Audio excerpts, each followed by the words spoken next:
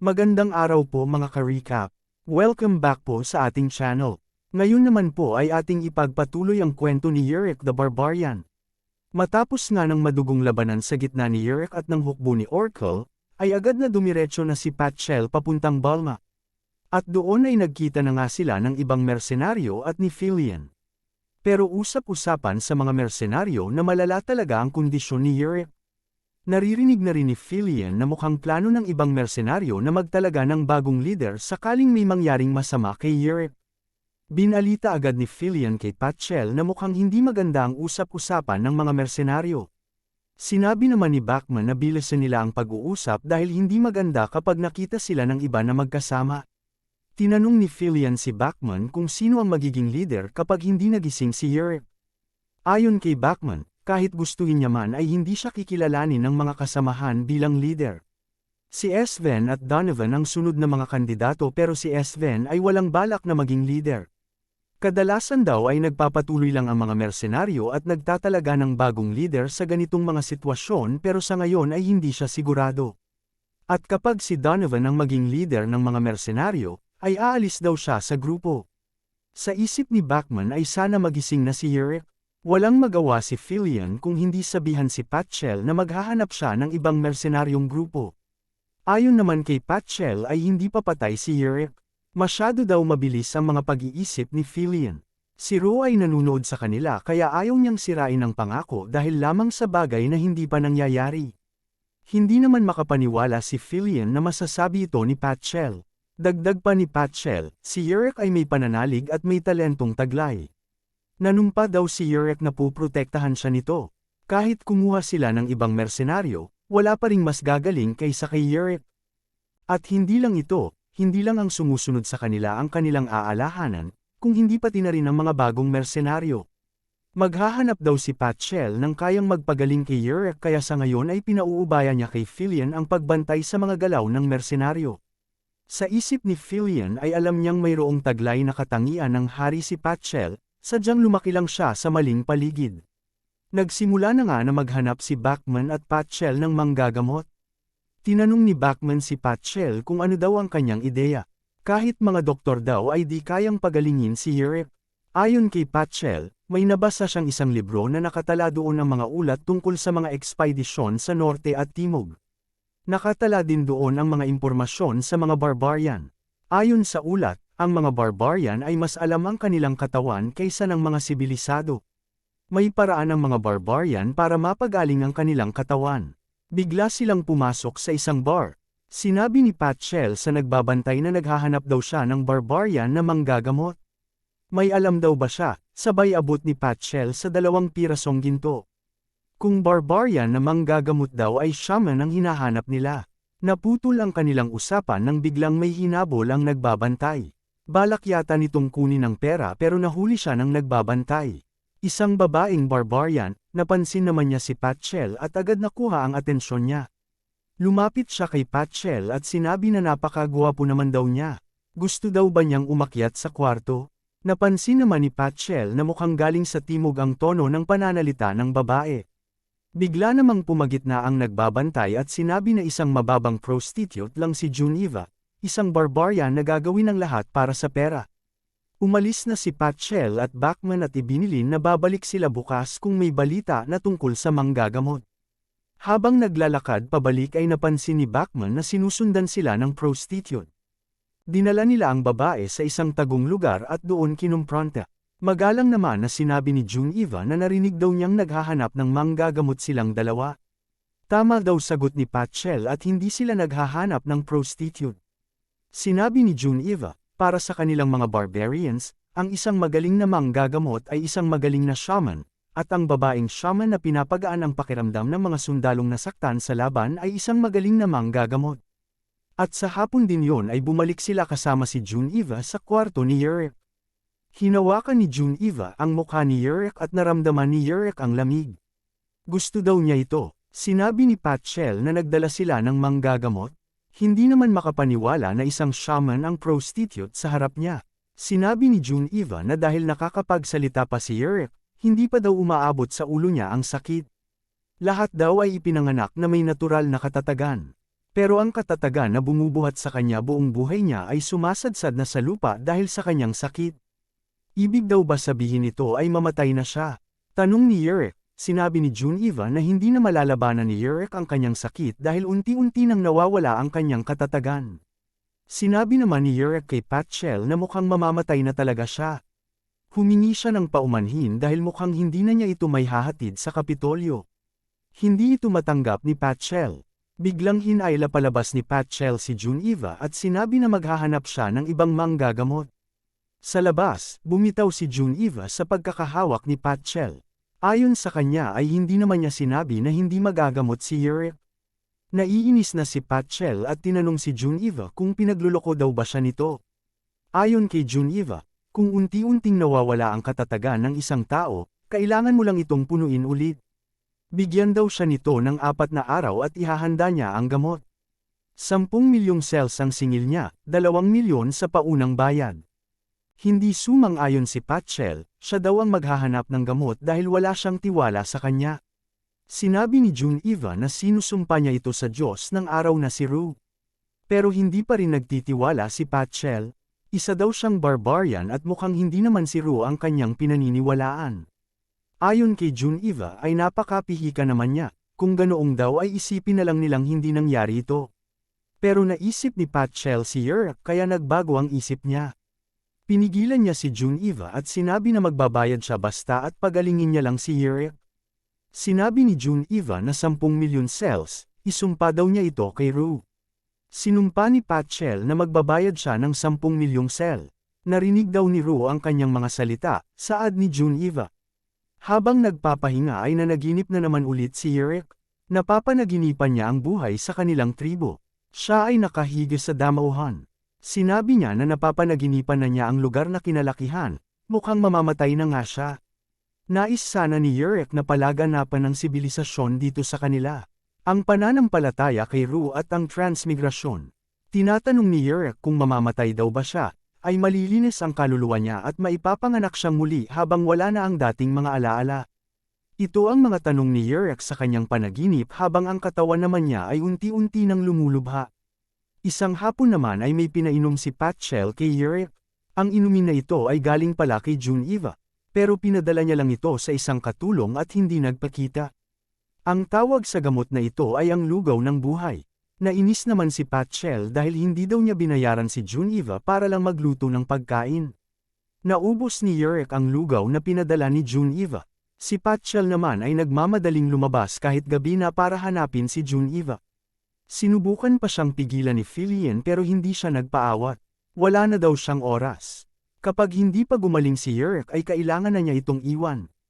Bumalik nga si Patchel sa bar kung saan nila unang nakita si Juneva. Sinabi ng bantay na akala niya ay di na sila babalik, pero kahit ganoon pa man daw ay wala siyang nakitang manggagamot na barbarian. Hindi daw ito ang pinunta nila dito saad ni Patchel. Hinahanap niya si Juneva. Hindi na raw niya nakita si Juneva nang huling pumunta sila dito. Bakit daw ba, ninakawan daw ba sila ni Juneva? Tinanong siya ulit ni Patchel kung hindi daw ba siya dito nakatira. Ayon sa bantay ay sa mga kalalakihan na mamalagi ang mga prostitute na katulad ni Juneva. Umalis na lang si Patchel pero ibinili niya sa bantay na kung sakalin bumalik si Juneva ay pakisabi daw sa kanya. Magbabayad daw siya. Bigla namang sinabi ng bantay na mag-ingat daw sila lalo na at may nangyaring incident kamakailan lang. May isang bagong silang na bata na kinidnap. Siguro ay kagagawa nito ng mga kulto. Hindi na ito pinansin ni Patchel at umalis na. Kinaumagahan, kinumbinsi na ni Filian si Patchel na kailangan na nilang umalis. Paano naman daw ang mga mersenaryo? Ayon kay Filian ay pumipili na sila ng kanilang bagong leader.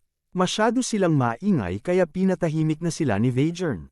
Tanging ang mga mananatili lang sa grupo ang makakaboto. Ayon kay Filian ay hindi mapagkakatiwalaan si Donovan. Masyado daw siyang makatotohanan. Hindi daw nila malalaman kung kailan sila tatraidorin ni Donovan sakaling maging leader siya. Kung gusto daw niyang ipagpatuloy ang trabaho, kailangan nilang pasumpain muli si Donovan dahil mukhang mananampalataya siya ni Rue. Inanunsyo ni Patchel na aalis na sila ngayong araw. Kung makakapili na daw sila ng bagong leader ay kakausapin niya kaagad. Napansin naman ni Donovan na malaki ang pinagbago ng prinsipe. Nagsisitanungan na sila kung sino kaya ang magiging bagong mercenaryong leader. Nirekomenda naman ni Donovan ang sarili. May karanasan daw siya sa militar at nandito na siya sa grupo nang nagsisimula pa lang. Siguro ay sapat na ito. Bigla namang tinaas ni Bachman ang kanyang kamay at sinabi na gusto niya din maging leader. Hindi daw siya magaling makipaglaban kagaya ni Donovan o Yurick pero sisiguraduhin niyang mas kikita sila ng malaki. Sinabi pa niya sa mga kasamahan na kung gusto ba nila maging leader ang isang tao na may masamang ugali kagaya ni Donovan. Sa isip ni Bachman, napakababa ng tsansa niya na matalo si Donovan sa eleksyon pero gagawin pa rin niya ito. Hindi naman daw akalain ni Donovan na tatakbo din bilang leader si Bachman. Ayon kay Bachman ay hindi lang naman ang kakayahan sa pakikipaglaban ang batayan sa pagiging leader. Sumang-ayon naman si Donovan. Pero nalito si Bachman sa sagot ni Donovan. Mukhang may ibig sabihin ito. Nagsimula na nga ang botohan. Ang mga pabor kay Bachman ay sa kaliwa, ang pabor naman kay Donovan ay sa kanan. Sa isip ni Bachman ay mukhang may pag-asa siyang manalo kaysa inaasahan niya. Hindi nagkakalayo ang bilang nila ni Donovan. Sinabi ni Donovan kay Bachman na sa simula pa lang ay hindi na niya gusto ito. Ganoon din naman daw ang nararamdaman ni Bachman sa kanya. Kahit noong gladiator pa lang sila ay hindi na niya ito gusto. Ayon kay Donovan ay alam niya ang intensyon ni Bachman sa pagtakbo bilang leader. Kung makuha man daw ni Bachman ang posisyon ay ayos lang.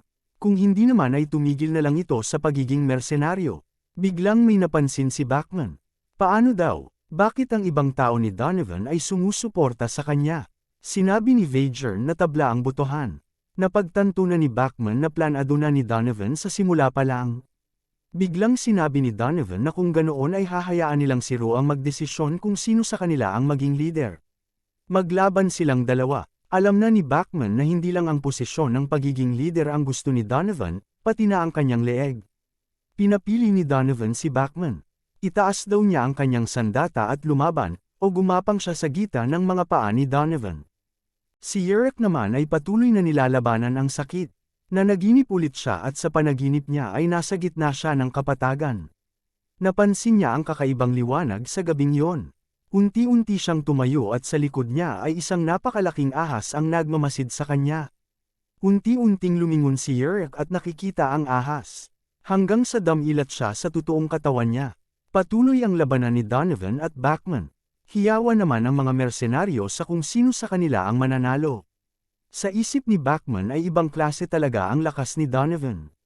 Tinatanong na niya si Ro kung ito na ba ang kanyang kaparusahan o pagsubok lang ito. Sinabi ni Donovan na tapusin na nila ang masamang ugnayan na ito. Inatake ni Donovan si Bachman nang napakabilis pero naiwasan ito ni Bachman. Pero bigla silang napatigil nang may tumapon ng kalasag sa gitna ng laban nila. Inis na inis naman si Donovan kay Sven. Ano daw ang ginagawa nila? Natatawang sinabi ni Sven na nagising na ang kanilang leader. Sinabi naman ng ibang mersenaryo na wala ngang mas mabuting leader kung hindi si Yurick. Pinag-utos naman niya na itigil na ang laban, magligpit na sila dahil aalis na sila. Sinabi ni Donovan kay Bachman na mukhang palagi daw siyang nagdadasal kay Ro. Sinabi naman ni Yurick kay Donovan na kailangan nilang mag-usap. Pumunta sila sa likod ng bahay tuluyan. Sinabi ni Yurick na kasalanan niya ang kaguluhang yon. Hindi siya kasi nagtalaga ng vice leader. Bago daw sila aalis ngayon ay sasabihin niya sa kapatiran na ang vice leader ng grupo ay si Donovan. Sinasadya daw ba ito ni Yurick? Tanong ni Donovan. Hindi, sagot ni Yurick. Maglalagay siya ng kondisyon. Kung mawawala daw siya, ay si Donovan ang papalit na leader pero huwag na huwag daw niyang papatayin ang isa sa mga kapatid nila. Kung nagising daw siya kanina at nabutang wala ng buhay si Bachman, siya mismo ang papatay kay Donovan. Tinanong siya ni Donovan kung tinatakot daw ba siya nito. Ayon kay Yurick ay sinasabi niya lang ito ng maaga. Ito na dapat ang una at huling pagbabanta ni Donovan sa buhay ng kanyang mga kapatid. Sa susunod ay tatapusin nila ito sa pamamagitan ng pamamaraan ng mandirigma. Walang magawa si Donovan kaya inis na inis siya sa sarili. Habang naghahanda na silang umalis ay bigla namang may pumasok na mga sundalo at ininspeksyon sila. Tinanong sila ni Yurick kung ano ang nangyayari. Ayon kay Vager, naghahanap sila ng mga tao na may tattoo ng ahas sa katawan. Mukhang maraming bata ang nawawala at dahil ito sa Snake Church. Iniisip ni Yurek kung ang mga taong nakalaban niya ay miyembro din ng Snake Church. Habang naghihintay sila Yurek na matapos ang inspection ay nilapitan siya ni Patchel. Nagpasalamat naman si Yurek kay Patchel, narinig daw niya na nagsikap daw siya na makahanap ng gamot habang wala siyang malay. Dinala din daw siya ni Patchel dito sa Balma mula sa gubat. Wala daw ito saad ni Patchel. Hindi rin siya sigurado kung nakatulong nga siya. Hindi na binal ika ni June-Eva ang natitirang bayad niya kaya siguro ay peke ang lugaw na pinadala niya. Sinabi naman ni Yurek na baka nga at gagaling pa rin siya kahit wala ang lugaw na yon. Bigla naman silang nakarinig ng sigaw. Mga tao na pinaparada sa daan bago pugutan ng ulo. Galit na galit ang mga tao sa kanila dahil nagagawa daw nilang kumain ng mga sanggol. Hindi daw sila mga tao. Sinabi naman ng isang bihag na magbabago lang ang kanilang pisikal na balat at mabubuhay muli at magpapatuloy. Ayon kay Patchel ay mukhang ito ang mga galing sa Snake Church. Ayon kay Patchel, mukhang naniniwala ang mga ito na pupunta sila sa kabilang mundo kapag namatay sila. Kapag nakatakas daw sila sa kasalukuyang katawan nila ngayon ay makakakuha sila ng bagong katawan sa kabilang mundo. Parang ganito daw. Pero para kay Patchel ay hindi na daw kailanman mababawi ang mga kaluluwa ng mga yon kahit saan man sila mapunta. Ito na daw ang oras para pugutan sila. Sigaw ng Verdugo. Pero biglang may napansin si Yurek. Isang babae na kasama sa mga bihag. Si June-Eva. Lumingon si Yurek kay Patchel at agad niya itong binuhat. Huwag daw itong manood ngayon. Marami pa siyang makikitang ganto kaya umalis na lang sila. Ano daw ang ginagawa ni Yurek, tanong ni Patchel. Pero sa isip ni Yurek, tanging si June-Eva lang ang nakakaalam ng katotohanan. Lumingon siya at napansin na nakatingin si June-Eva sa kanya na may ngiti. Pakiramdam ni Yurek ay may parehong mga mata si June-Eva at si Gotval. Sa isip naman ni Yurek, kahit ano pa ang relihiyon daw nila, kahit mga taga-norte, Snake Church, o mananampalataya pa ni Rue, sana daw ay makarating sila sa kabilang buhay na ninanais nila. Abangan po natin mga ka-recap ang patuloy na paglalakbay ni Yurek papunta sa Kapitolyo sa susunod na mga kabanata. Maraming salamat po sa panunood at sana po ay nagustuhan ninyo. Please like our videos po and also subscribe to our channel sa hindi pa po nakakapag-subscribe. See you soon. Bye!